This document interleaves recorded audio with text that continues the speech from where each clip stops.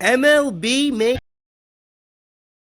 MLB may have some new partners, including Netflix, plus a reunion with ESPN and NBC, and Apple in the mix. Also, Rob Manfred talking about expansion, what that means for TV, and we'll tell you why TV is so important in that.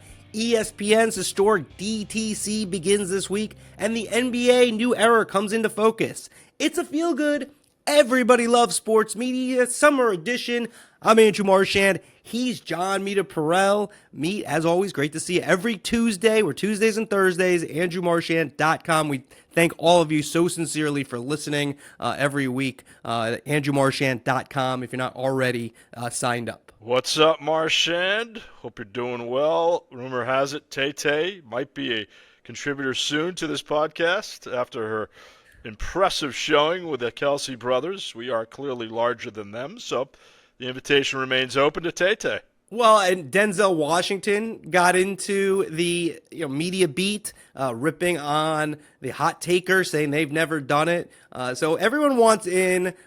Taylor Swift, if she sends in a resume, we'll look at it. We're very happy with what we have here with Meterparel every Tuesday with me. Comes out a lot of times Monday afternoon. And then Thursday, we got a pretty big one this Thursday scheduled. Haven't taped it yet. Adrian Wojnarowski. Oh, you had me at Adrian. Going into the Hall of Fame. That should be a fun one. Looking forward to speaking with Woj. Does anyone call him Adrian? Maybe his parents, family members. I just Woj. I don't even know if I gotta actually work on my. I don't even know if Wojnarowski. Look, Woj is like one of those names where I wrote 1,000 times and still had to look up every single time. I know. It's one of those names, but one of the most legendary sports writers and sports media members in the history of the genre. So that'll be interesting. Also, big announcement: September 24th. Mark it on your calendar. Off the Record with me, presented by WSC Sports. Jay Marine, the global head of Amazon Sports, will be my guest. We'll talk NFL, NBA, future of media. Sign up soon. We'll have it out for you. And that's Jay Marine on September 24th. Looking really forward to that. All right, sounds great. I will be in with Jay Marine. We'll have a pig in a blanket together. You broke for The Athletic that Netflix could get the Home Run Derby. ESPN is in play for midweek games. MLB TV, NBC, Apple, all vying for Sunday night. It is a mishmash. I can't wait to get deeper into this one and the questions. But what's your top headline? Yeah, so I think Rob Manfred's comments, the commissioner of baseball and Sunday Night Baseball, added to what I wrote. So the way it stands right now, MLB is trying to figure out what they want to do with Sunday night. It's NBC or Apple are in the lead. Then ESPN looks like they're going to get back in, most likely with midweek games. Going to lose Sunday Night Baseball, possibly lose the playoffs, midweek games. And also, this is a big deal, they could get MLB.TV to pair with Red Zone. Checkbook is still out with ESPN. That's going to cost a lot of money. It's very valuable. MLB has done a really good job creating MLB.TV over the decades. And then a big one, Bloomberg first had this, Netflix for Home Run Derby. That could very well happen. Last thing, Manfred dropped a little bit of a bombshell. It's kind of interesting because I have a text with a couple athletic writers, and last week I said, hey, I've heard from a couple of people that MLB will try to expand the playoffs come 29, and then Manfred on with Carl Ravitch, David Cohn, Eduardo Perez at the Little League World Series. Cohn asked him the question, and he said expansion, new leagues in terms of division, so more regionalization, and then more playoff inventory. So we'll get into that because that's a big deal, and you can see where they're trying to go, especially they want the salary cap. All right, before we get to what's up, what's down, we're presented by WSC Sports. As we mentioned, Jay Marine, September 24th. Digital asset management, a library that gets sports. If you're a league, your team, or a network, you got to use WSC Sports. AI tags, highlights, digital asset management. You've heard me talk about it. If you're not using it, you're behind in the game. They've been doing AI for 11 years. WSC-sports.com. All right, Marchand, let's get into it. What's up in your world? My what's up is Mark Shapiro. What a week for TKO.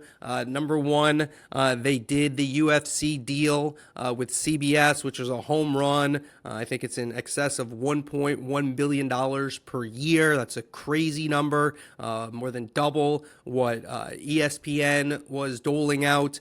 You get one entity. It's a really good deal for their fans, so that's a great one. Then WWE, he and Nick Khan, they get the deal done with Jimmy Pitaro and ESPN for WrestleMania and the top events. You look at that, ESPN likes it because they think it will prevent churn, people canceling when they get the DTC product. I think it's a big win.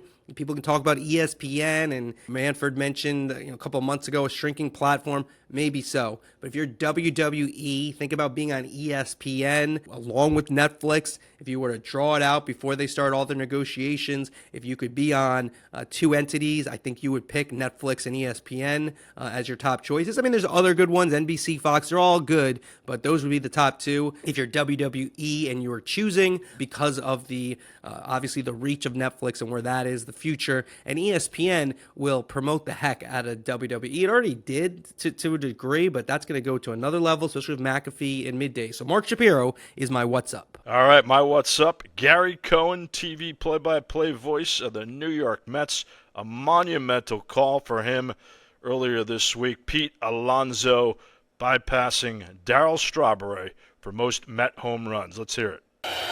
And Pete drives one to deep right center field, headed back toward the wall. It's out of here! Out of here! Pete Alonso stands alone! The polar bear on his own private iceberg! Pete Alonso, the most prolific home run hitter in New York Mets history! All right, clearly, I thought this was a really good call. He got a lot of flack for this on social media. We're going to get into it here in a minute with Mad Dog Russo. Gary Cohen, this just in, the voice of the Mets. You're watching this game, 95% of his audience is a Mets audience. They want to hear that type of call. A little bit over the top, a little bit of hokey. I get it. We all kind of lapse into that. Play-by-players sometimes get a little hokey with the whole polar bear thing. That's okay. I still felt like it was spur of the moment. He was extremely excited, as well he should be. Guys called Mets games for years. This is a moment for Gary Cohen. It's a moment for the franchise. This call will live for a long time, probably. Who knows? Maybe it will be passed soon. I have no idea.